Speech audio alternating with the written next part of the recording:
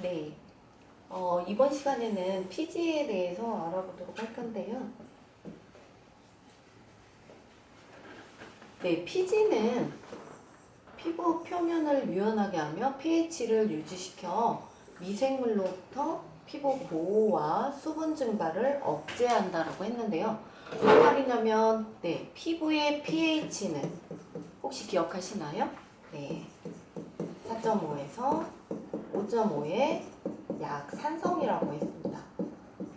약산성이기 때문에 미생물들이 피부에 존재하지 못하죠.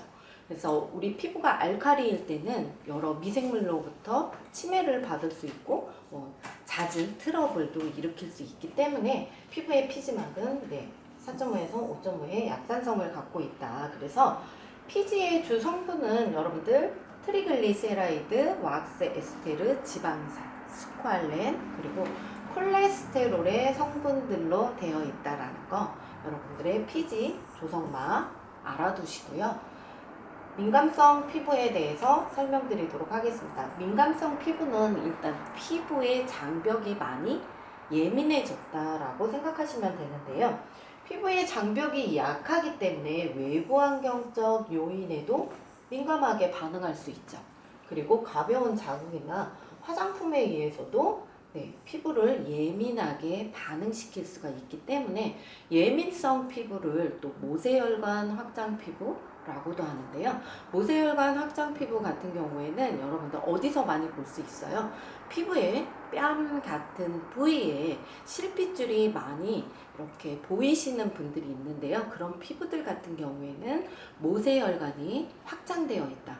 그래서 피부는 혈관이 수축과 이완을 반복해서 해야 되는데 그 피부의 혈관이 늘어져 있는 상태를 모세혈관 확장 피부라고 합니다. 그래서 예민 피부라고 보시면 되고요.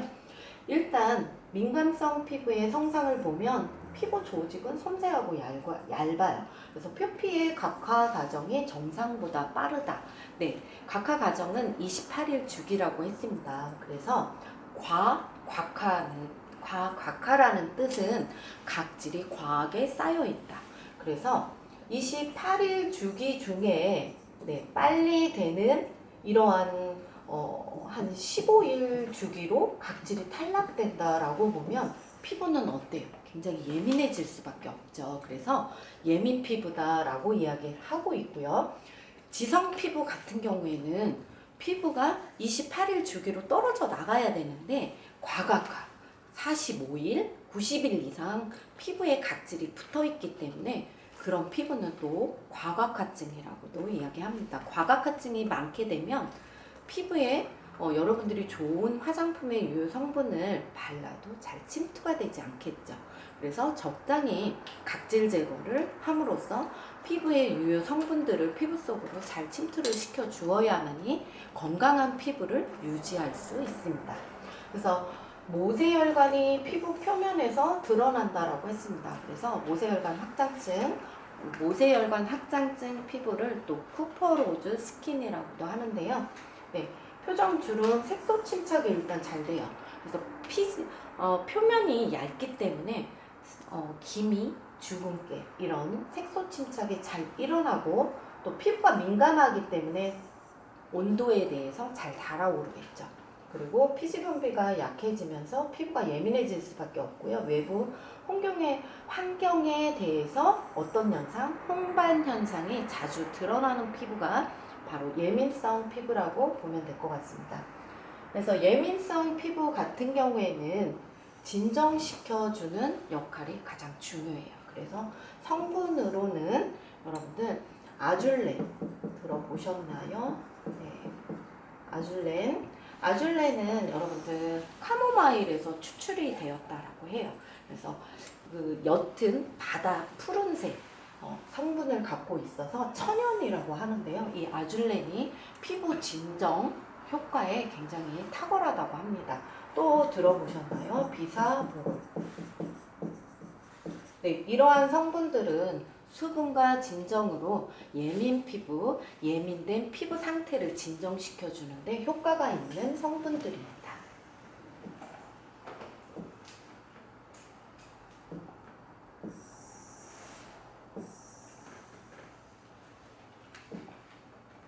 네, 다음은 복합성 피부에 대해서 알아볼 건데요. 복합성 피부는 일단 얼굴에 여러분들 이 부위를 T존이라고 하고요. 그 다음에 볼과 볼 사이를 U존이라고 합니다.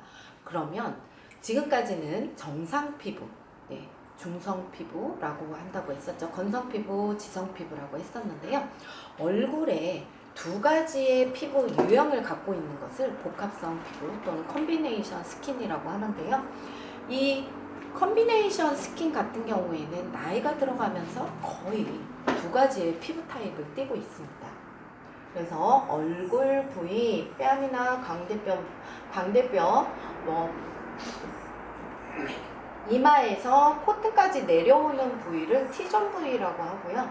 그 다음에 볼 부위를 U존이라고 하는데 이 부위에 따라서 두 가지의 피부 형태를 띠고 있는 것을 복합성 피부라고 하는데 먼저 성상을 보면 지성과 건성이 부위에 따라 다르게 나타나고 있죠. 그리고 T존 부위가 번질거리거나 피지 분비량이 많아서 번질거리고 그리고 U존 부위는 건성이면서 피지 분비가 잘 되지 않아 잔주름이 생기기 쉽다라고 보면 되고요. 색소 화장품 사용 시 피부 발림이 좋지 않다라고 합니다. 언제 복합성 피부가 많이 띄냐면요. 중년 이후에 피지 분비량이 중년 이후가 되면 모든 대사 기능이 저하가 되죠. 그래서 중성 피부, 정상 피부는 20대 초반이라고 하는데요. 여러분들께서는 어린 나이에 화장이 시작되면서 10대 이후에 정상 피부가 있다라고 하고 20대 이후부터는 정상 피부가 많이 발생되지 않고 지성이나 또 예민성 그리고 건성 피부로 가면서 중년 이후가 되면 두 가지의 피부, 얼굴 타입에 나타나기 때문에 중년 이후에 많이 나타나는 유형이라고 보면 될 것 같습니다. 다음은 노화 피부인데요. 노화 피부는 일단 피부에 수분이 부족하게 되면서 수분이 많이 빠져나가면서 잔주름을 형성하거나 또는 굵은 주름을 형성하면서 피부가 노화되는 것을 이야기하는데요. 일단 피부가 많이 빠져나갔다. 그리고 피지 분비량이 잘 되지 않기 때문에 피부는 윤기가 없어 보일 수 있습니다. 그리고 눈 가장자리에 잔주름이 형성되는데 성상을 보면 여러분들 생리적 노화와 광노화, 생리적 노화는 무엇이 있을까요? 네, 그렇죠. 나이가 들면서 우리 모든 기능들이 퇴화되면서 우리 몸 안에는 여러 가지 노화설이 있는데요. 유전적인 DNA가 노화가 되면서 노화가 된다. 여러 가지 학설들이 있습니다. 이러한 것들이 바로 생리적인 노화라고 하고요. 광노화는 무엇이 있을까요? 네, 그렇죠. 바로 자외선입니다. 여러분들이 자외선을 받게 되면 우리 세포에 있는 DNA는 바로 성장을 멈추게 되는데요. 이럴 때 여러분들이 세포가 결정을 합니다. 히스틴이라는 단백질이 분비가 되면서 손상된 이 DNA가 몸 안에 계속 축적이 되면 암을 일으킬 확률이 많다라고요. 그래서 세포는 결정을 합니다. 어떤 결정을 하냐? 이 세포를 내가 손상이 많이 되었다라면 잡아 먹어요. 그래서 내가 스스로 자폭을 하는 거죠. 자폭을 하던가 아니면 치료를 해서 데리고 가던가 둘 중에 하나를 결정을 하는데요. 여러분들 혹시 여름에 해수욕장에 가서 선크림을 바르지 않고 해수욕을 했어요. 그랬더니 피부가 벗겨지는 현상을 경험한 적이 있으신가요? 네, 그렇다면 피부가 벗겨지는 현상은 바로 뭐였다? 네, 세포가 스스로 내 몸을 보호하기 위해서 자멸을 했다. 그래서 세포가 스스로 죽는 것을 세포 사멸 반응이라고 하는데요. 이렇게 세포 사멸 반응을 일으키면서 암으로부터 내 피부를 보호했구나라고 여러분들은 생각하시면 될 것 같습니다. 그래서 노화 피부는 이렇게 생리적 노화와 광노화 두 가지로 나누어 볼 수 있고요. 피지선과 한선의 기능이 일단 노화가 되면 여러분들 모든 대사 기능은 약해지기 시작합니다. 그렇기 때문에 피지선도 약해질 수밖에 없고요. 한선의 기능도 많이 저하가 되겠죠. 그래서 유수분의 밸런스가 많이 기능이 떨어졌다라고 보면 돼요. 노화 피부는 일단 색소 침착, 기미, 주근깨, 축적도 많이 되고요. 표피의 각질층이 증가되면서 일단 노화가 됐다라는 것은 면역 기능이 많이 떨어졌다라고 보면 될 것 같습니다. 피부 부속 기관에서 여러분들 설명드렸을 거예요. 면역 기능, 네, 혹시 기억하시는 세포 있으신가요?